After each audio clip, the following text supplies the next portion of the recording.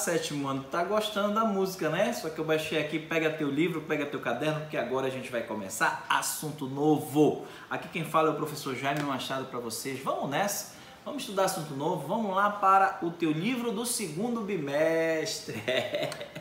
Pensou que eu tinha esquecido de vocês? Não. Vamos fazer o seguinte? Pega teu livro lá que hoje a gente vai começar plantas, beleza? Então bora lá, aluno cepitiano, nós vamos hoje começar no teu segundo bimestre o assunto plantas, capítulo 4, tá? Só pra gente entender, né? O professor Alberto ficou com uma parte da disciplina e eu, Jaime Machado, fiquei com a outra parte. E a gente vai começar o capítulo 4, o professor Alberto vai ficar com o 3 e aí a gente vai hoje discutir, fazer uma introdução, né? Algo bem sólido para que você possa entender esse fantástico mundo das plantas. Eu faço questão de te mostrar que a partir desse momento agora você nunca mais vai falar de plantas como você falava até agora. Você vai ter uma base muito legal, são muitas informações bacanas que a gente vai começar a partir de agora. Beleza? Então vamos lá, vamos prestar atenção para cá. Tu pode pegar o teu livro, né?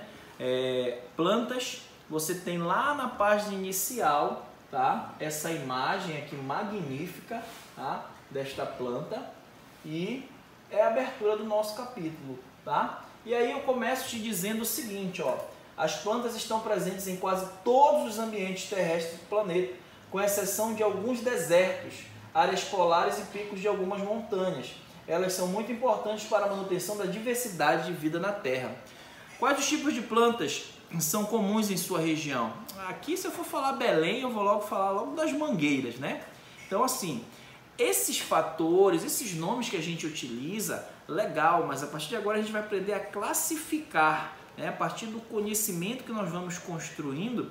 Eu falei em mangueira, quando eu for falar lá na frente você já vai saber o porquê, né? Qual é o grupo que a mangueira está inserido, quais são as características, você vai ver o quanto isso é interessante.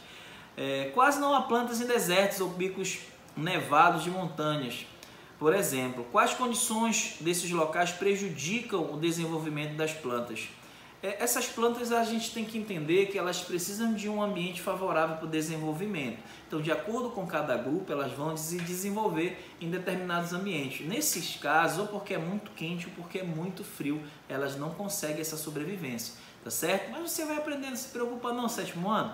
Como seria o mundo sem as plantas? Discuta com seus colegas e professor. Vamos lá, vamos debater um pouquinho. Como é que você acha aí que seria o mundo sem as plantas? Eu já vou te dizer uma coisa. O mundo não seria um mundo. Por quê? Porque as plantas fazem a liberação do gás oxigênio para a gente através do processo de fotossíntese. Então, sem o oxigênio, como é que tu irias respirar? Não daria, né? Então, a gente vai começar a ter um pouquinho de noção sobre essas coisas a partir de agora. Então, olha lá. Os objetivos do nosso capítulo, tá, gente? Reconhecer as características gerais das plantas, classificar e diferenciar os principais grupos de plantas com base nas suas características, relacionar como as características das plantas influenciam no seu hábitat, caracterizar os principais órgãos das angiospermas com base nas suas funções. Lá na frente eu vou te falar sobre isso. Identificar as plantas como parte da biodiversidade responsável pela integridade dos ecossistemas, beleza? Então, inicialmente, eu vou te falar das características gerais das plantas, tá certo? Eu já vou te adiantar que a planta, ela é classificada em 4 grupos, ou seja, todas as plantas existentes no planeta, posso classificar ela nesses 4 grupos que a gente vai aprender a partir da próxima aula, tá certo? Então, hoje a gente vai ver características gerais do grupo e características que não podem faltar em nenhuma célula vegetal, que são as células que constituem essas plantas. Tudo bem? Então eu te digo o seguinte, características gerais das plantas, acompanha comigo a leitura do teu livro. As plantas ocupam grandes áreas em toda a Terra, influenciam as condições ambientais e o clima, além de servir de alimento e abrigo para uma série de seres vivos. Se de repente os vegetais desaparecessem da Terra, toda a vida no planeta estaria comprometida. Diversos ciclos ambientais não poderiam ser mais realizados e a quantidade de alimento encontrada na natureza certamente seria insuficiente para alimentar os animais, inclusive os seres humanos. Ou seja, em pouco tempo, grande parte das espécies elas seriam extintas por conta da falta desses elementos vivos tão importantes para a vida na Terra, principalmente na liberação do oxigênio, tá certo? Então, na atualidade, como conhecimento que temos sobre a botânica e a ecologia, podemos concluir que em um cenário oposto, sem os animais e seres humanos, muitas espécies de plantas só continuariam a existir, como ainda poderiam se reproduzir cada vez mais e ocupar diversos ambientes. Por outro lado, algumas espécies de plantas, em especial as que têm frutos e flores, ou flores e frutos, né, não teriam mais essa possibilidade de se desenvolver, uma vez que necessitam da ajuda de diversas espécies de animais para realizar a polinização, que nós vamos falar lá na frente, de suas flores ou a dispersão de seus frutos. Lá na frente a gente vai entender, gente, qual é o papel dos outros seres vivos também com as plantas, para que elas possam estar ocupando os mais diversos lugares possíveis, tá bom? Então, olha só, nós vamos para cá te dizer o seguinte: a diversidade de plantas é muito grande, elas são muito diferentes entre si, porém todas são, grave esses nomes que a gente vai debater daqui a pouquinho, pluricelulares e autótrofas ou autotróficas, ok? Produzem seu próprio alimento e a maioria apresenta clorofila. Vamos lá, guarda esses nomes em negrito que estão aí no teu livro, que a gente vai discutir daqui a pouquinho. Um pigmento que lhes dá cor verde possibilita a realização da fotossíntese. Esse pigmento está no interior de uma organela chamada de cloroplasto, que se encontra nas células vegetais. Aqui tu tem um desenho, uma imagem de uma célula vegetal, que daqui a pouquinho eu vou projetar uma outra para você aí, e aí você vai, uma parecida, mas a gente vai trabalhar só ela em especial para não te confundir. Você tem aqui uma leitura do QR Code que você pode fazer também depois que terminar a aula no seu livro, com seu celular, para verificar qual é a animação que tem aí, qual é a informação que tem aí sobre a célula vegetal. A gente vai entender daqui a pouquinho isso aí, tá certo? Então grava esses nomes que eu te falei aí: pluricelular, autotrófica ou autótrofa, clorofila, tá? E cloroplasto. Aqui nós temos uma abazinha, um parênteses, destacando no teu livro, que vai falar da botânica. Gente, na biologia, na ciência de maneira geral, quando você opta em fazer biologia, você vai ver vários assuntos dentro da biologia, tá certo?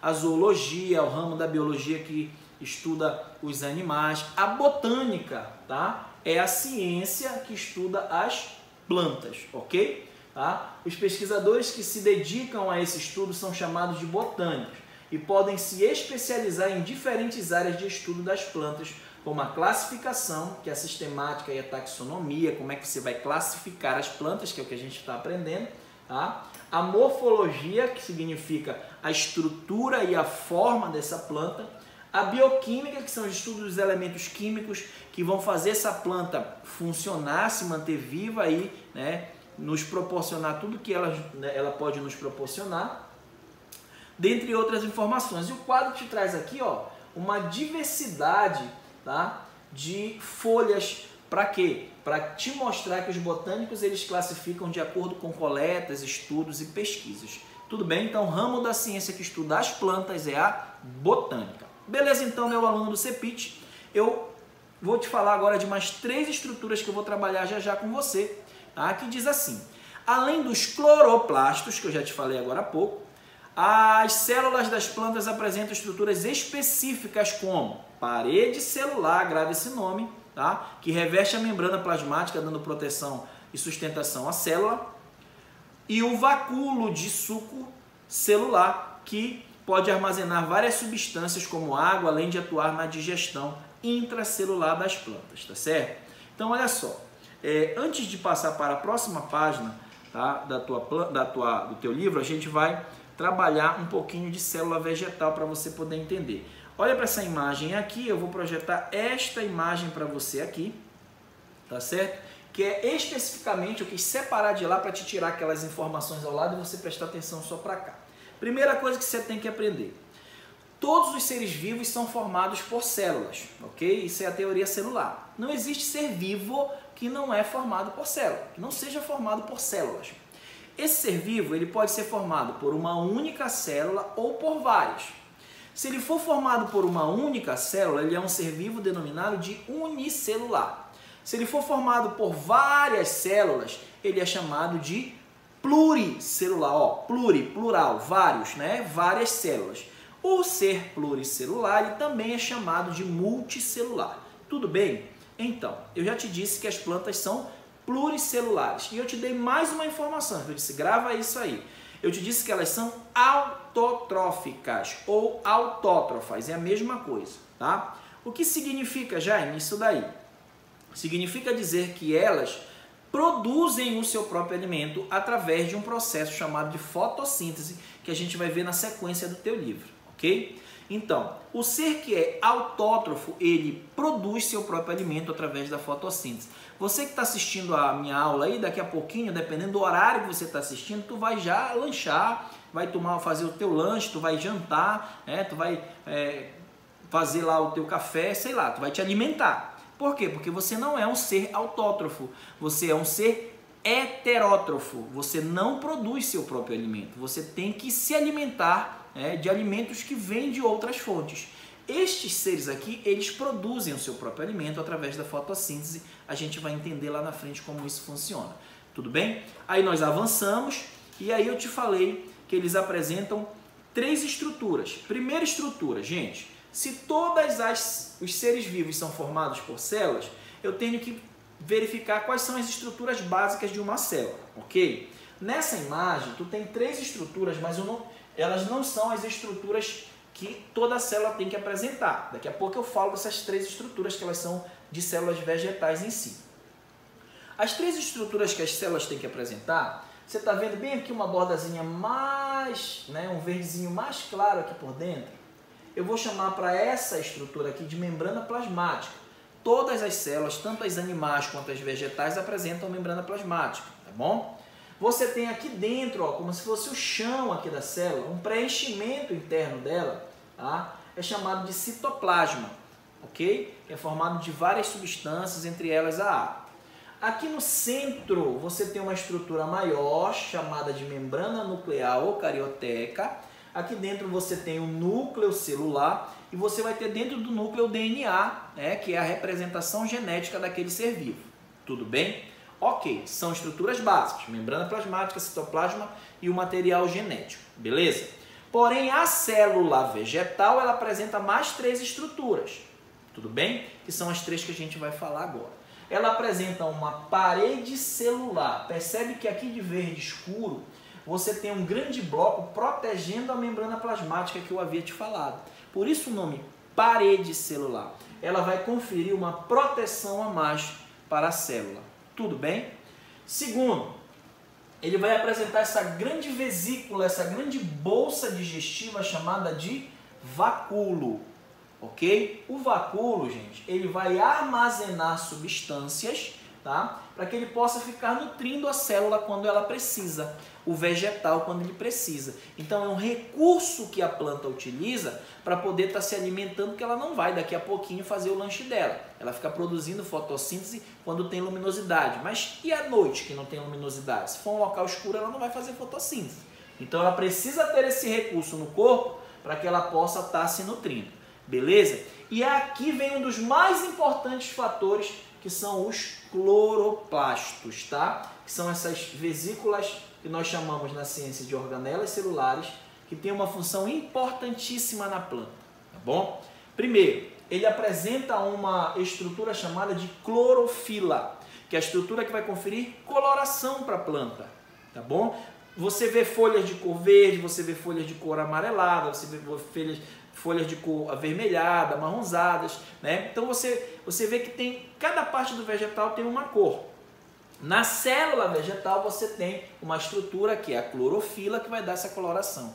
E ela também faz um dos papéis mais importantes para a nossa vida.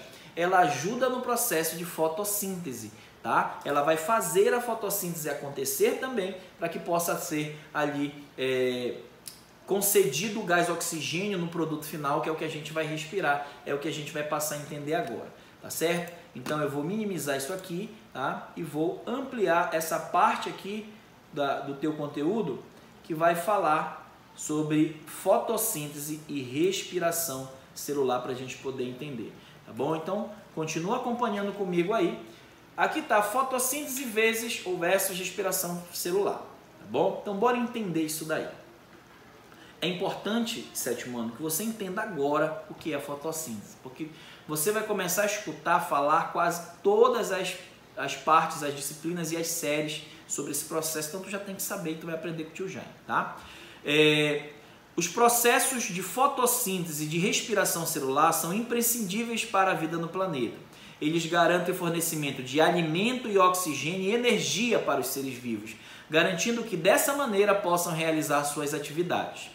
Como você já estudou, a fotossíntese é o processo na qual as plantas, as algas e as cianobactérias produzem seu próprio alimento utilizando a energia da luz. Gente, existem 3 grupos de seres vivos que realizam fotossíntese. Planta, que é o que a gente está estudando, as algas e as cianobactérias. É um grupo de bactérias que conseguem também fazer fotossíntese. Legal? Então, o que vai acontecer? A fotossíntese, esses 3 elementos que eu te citei vão produzir o seu próprio alimento. E a produção do seu próprio alimento, ela tem que ter alguns componentes, tudo bem? Um deles é energia solar, energia luminosa, melhor dizendo, tá bom? Se eu tiver luz solar, se eu tiver uma lâmpada, se eu tiver qualquer ponto de luz, a planta ela consegue fazer fotossíntese. Então, bora entender um pouquinho aí, tá? Para que ela ocorra, além da energia luminosa, são necessários a água, que ela retira lá do solo através das suas raízes, o gás carbônico e os pigmentos fotossintéticos como a clorofila. Nas plantas, a fotossíntese ocorre nos cloroplastos, a gente já falou. Então, assim, é meio que uma receita para que a fotossíntese aconteça. Ela vai retirar água e sais minerais lá do solo, beleza? Leva pela raiz, vai pelos vasos condutores e leva lá para a folha. Chegou lá na folha, ela vai absorver a energia luminosa e o gás carbônico, que é o gás que a gente elimina na nossa respiração, beleza? Quando eu inspiro, eu inspiro oxigênio. Quando eu expiro gás carbônico. A planta faz o contrário. Ela pega esse gás carbônico, mistura com a água e sais minerais que foi retirado lá do solo e começa a produzir, um processo, um dos mais importantes para a nossa vida, que é a fotossíntese. E aí, o que ela vai gerar nesta fotossíntese? No produto final da fotossíntese, ela vai produzir um açúcar para ela, que é chamado de glicose, que vai ser o alimento da planta. Tá aí a explicação do produzir o seu próprio alimento. E ela vai produzir o gás oxigênio. E ela vai devolver esse gás oxigênio para a atmosfera para que a gente possa respirar. Tá bom? E aí ele diz o seguinte aqui no teu livro. No final da fotossíntese ocorre a produção e a liberação de glicose, a produção de glicose e a liberação de oxigênio. Assim como os animais, as plantas também respiram. A organela na qual ocorre o processo de respiração celular, tanto na planta quanto nos animais, é a mitocôndria. Gente, quando eu falo em organela, são órgãozinhos que estão dentro das células. Eu te mostrei lá. Não te falei que o cloroplasto ela é uma organela? Existe uma outra chamada de mitocôndria. É ela que vai fazer a produção de energia para aquele ser vivo e o gasto dessa energia também através do processo de respiração. As células respiram graças a essa organela chamada de mitocôndria. Tudo bem? Eu posso te mostrar, deixa eu verificar se tem aqui na imagem que eu te mostrei. Tem, ó, bem aqui na imagem que eu te mostrei, você tem aqui, ó, parece um amendoinzinho. Essa aqui são as mitocôndrias. As células têm várias mitocôndrias. Na imagem que eu estou te mostrando, ela apresenta 2. Tudo bem? Então, bora voltar para cá. Bom, deixa eu ampliar isso aqui para você novamente, para que a gente possa continuar aqui o nosso assunto, tá? Bom, chegamos aqui na respiração celular. A glicose é degradada na presença de oxigênio e libera energia. E o gás carbônico e água ocorrendo basicamente o contrário no processo de fotossíntese. Por isso que eu disse que a planta faz o contrário, que nós fazemos no nosso processo de respiração. Eu inspiro o oxigênio e libero o gás carbônico. A planta, através da fotossíntese, absorve o gás carbônico e libera o oxigênio, além de gerar a glicose, que é o alimento dela. Ok até aí? Bom, A fotossíntese depende da luz e só ocorre nas células que apresentam cloroplastos, mas a respiração celular ocorre em todas as células das plantas, em todos os momentos do dia e da noite, né? O tempo inteiro ela fica respirando lá, tá bom? A fotossíntese que vai acontecer na presença de luminosidade. O quadro abaixo compara os processos de respiração celular e fotossíntese das plantas. Então, tu tem um quadro aqui comparativo que diz onde ocorre a fotossíntese nas células com clorofila, respiração celular em todas as células. Quando acontece na fotossíntese depende da luz, né, luminosidade, e na respiração celular nas 24 horas do dia. Gás carbônico, né, o gás absorvido, no caso da fotossíntese, é o dióxido de carbono, o gás carbônico, e a respiração celular, o oxigênio.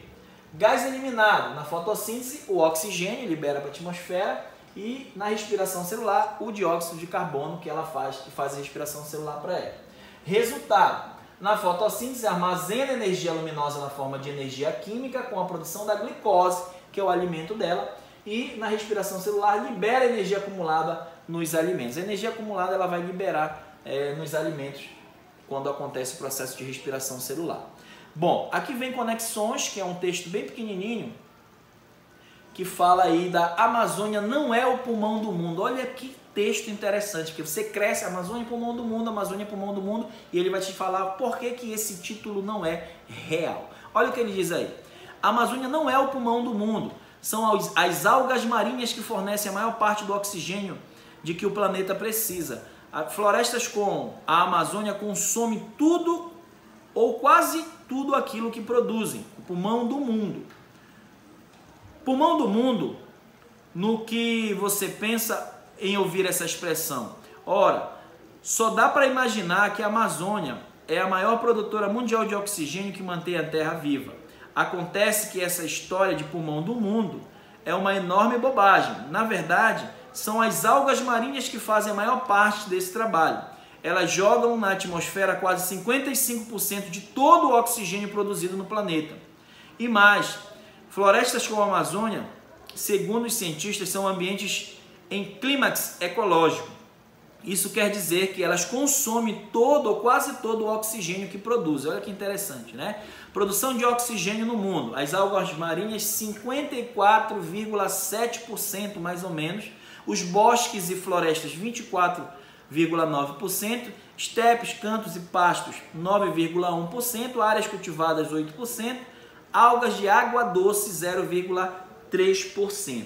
Essa primeira parte é uma parte de introdução para o teu capítulo sobre plantas. Então, o que eu vou te orientar? Aluno do 7º ano, tá? Depois, né, assistiu a aula do tio Jaime, grava isso aí, depois entra de novo, assiste aquilo que você não entendeu. Se realmente alguma coisa, de repente, você não entendeu, estou à sua disposição para tirar suas dúvidas. Mas vai ficar um compromisso seu para a nossa próxima aula, que é a atividade, tá? Daqui da página 35, ok? Então anota aí, porque na tua agenda também vão essas informações. Você vai fazer este item aqui, atividades, daqui da tua página 35, tá bom? É bem pequenininho, isso aí a gente vai corrigir na nossa próxima aula, por conta, né, do tempo, para não ficar uma aula muito extensa. Nós vamos fazer a correção e continuar o nosso assunto, que eu tenho certeza que é um assunto muito interessante, que você vai aprender pra caramba, do jeito que você é um aluno bom do nosso 7º ano do Centro de Educação Professor Irene Torres. Tá certo? Então fica aqui, ó. Beijo do tio Jaime, até a nossa próxima aula. Tchau, tchau.